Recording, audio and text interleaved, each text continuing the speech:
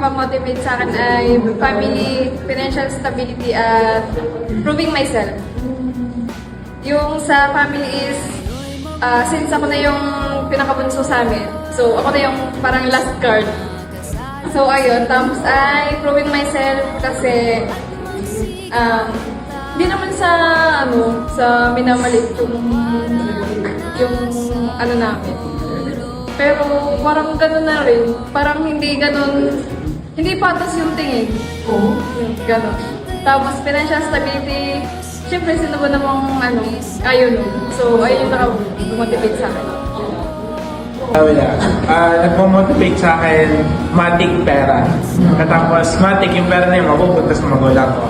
At lastly, God girls!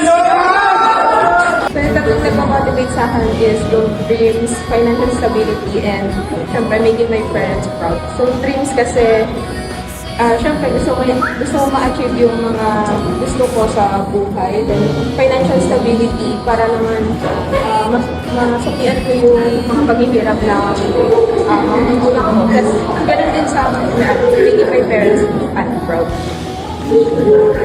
Motivate ko sa akin yan, mga tropa ko dyan, sa likod.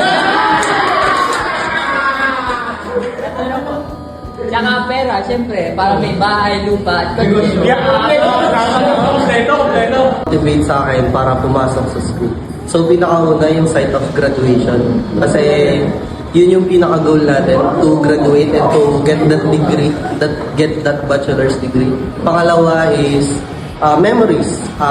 Para maranasan natin yung yung pagiging estudyante kasi since college is last na siya na pagiging estudyante natin. And number three is connection. So I'm here to build connection and to makahanap ng mga kaibigan and para pagdating din sa after graduation din is marami tayong connection and ayun. So, things ko na pumotivate sa akin is, una syempre, makatapos ako sa school. And, para po makapagtrabaho po and magkaroon po ng pera, which is the second thing. Para po, mabili ko po yung mga needs ko and matulungan ko po yung parents ko. And number three, of course, are my friends po. Para, because they're with me through good things and bad. At napapasaya. Nagpapamotivate sa akin is sarili ko. Kasi nga, gusto ko makita yung sarili ko na kung ano maging ako. Pangalawa is Cesar Amora. Cesar Amora kasi kung hindi sa kanya, hindi yung buo yung life. At pangatlo, pero syempre, para mabili ko yung mga loob. First thing is sarili ko para may nagawa na ako para sa sarili ko. Tapos next yung family ko para mga tulong. Tapos yung last yung future para may magandang future.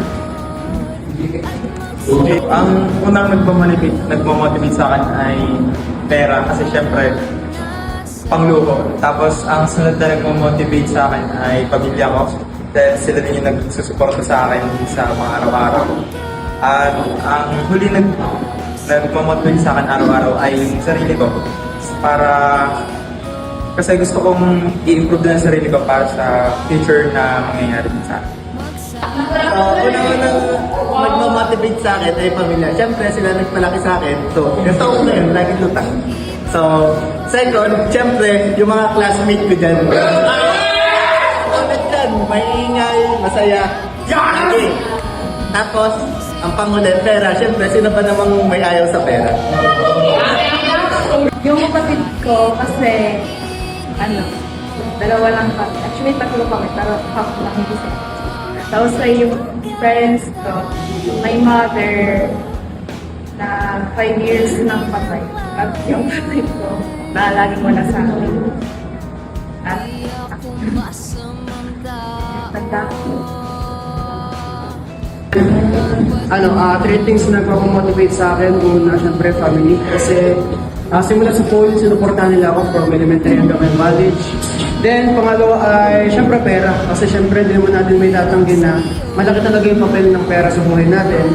And then, last is yung career ko. Kasi, ayun yung magiging isa sa mga major na susi para makapag-dikta kung magiging successful ba ako sa buhay. Ang nagmo-motivate sa akin sa buhay ko ay syempre yung diploma.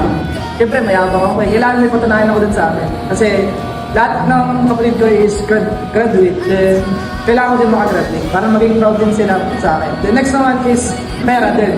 Syempre, as one of the scholar ng, yun nga, scholar, kailangan kong pumasok araw-araw para patuloy yung scholar. Then lastly is experience. Pag talaga nasa college ka, may experience mo iba't ibang bagay.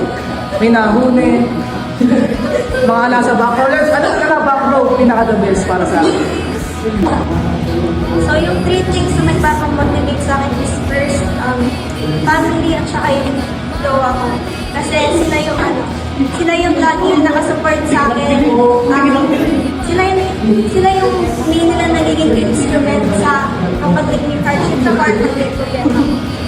Pangalawa is, syempre si Lord kasi kung hindi mo nakakaisipan ng mga family ko at saka yung friends ko, siya yung isa sa nag-guide sa akin. Nag-guide sa akin. And last is yung dream ko na magkaroon ng stable na life. Kasi gusto ko i-provide yung magandang buhay sa family at saka sa person. Yung tatlong nagmamotivate sa akin are first off yung makatapos at para malaman ng family ko, ng parents ko na ayun, nakapag-graduate sila ng anak nila. Second naman ay ayun, para may magandang buhay, magandang trabaho at para maigala ko ang aking family and friends. Sa ibang bansa, dito, ayun, travel. Ang pangatlo naman ay siyempre para maging financially stable. Kasi pag financially stable na, yun, kaya ko na gawin lahat ng gusto ko gawin. Yun lang yung tatlo. Tatlong nagmamotivate sa akin. First is yung mga alaga kong hayop. Kasi may alaga akong isda, may alaga akong pusa, may alaga akong bato, may alaga akong manok. Tapos, pamilya ko kasi sila nagmalaki sa akin syempre. Tapos last is pera. Kasi malungkot akong tao at gaspan. Ang tatlong motivation ko sa buhay ay una, yung financial stability. Pangalawa, future ko. Pangatlo, yung fun. Ang future ko kasi lahat ng gagawin ko ngayon ay mag-reflect sa future ko. Mabuti man o dito. So, pinipilit ko araw-araw na mabuti ang gawin. Tapos sa parents ko ay, syempre sila yung nagpalaki sa akin, nagsakripisyo. E di, para naman mabawi ko yung pagod nila sa akin. Three things na nagmamotivate sa akin. Una, pera syempre. Kasi wala akong pang-tesa pag wala akong pera. Number 2, para makagraduate. Wala, ayoko na mag-graduate. Tapos pangatlo, yung mga katrigo ko, masaya. Kasi yung syempre, yung bibigay ko dyan. Una, sarili. Siyempre kapag mahal mo yung sarili mo, kaya mong gawin lahat, magiging confident ka. And then, second one is yung mga alaga akong hayop. Yung nagiging motivation ko sila kasi sila yung nag-motivate sa akin para pumasok and para mabigay ko yung mga trip nila. And then, third one is yung iba't ibang lugar para pag nakikita ko sa yung mga iba't ibang lugar, parang gusto ko silang puntahan at ma-experience yung mga iba't ibang bagay. Motivate me. Una, pera.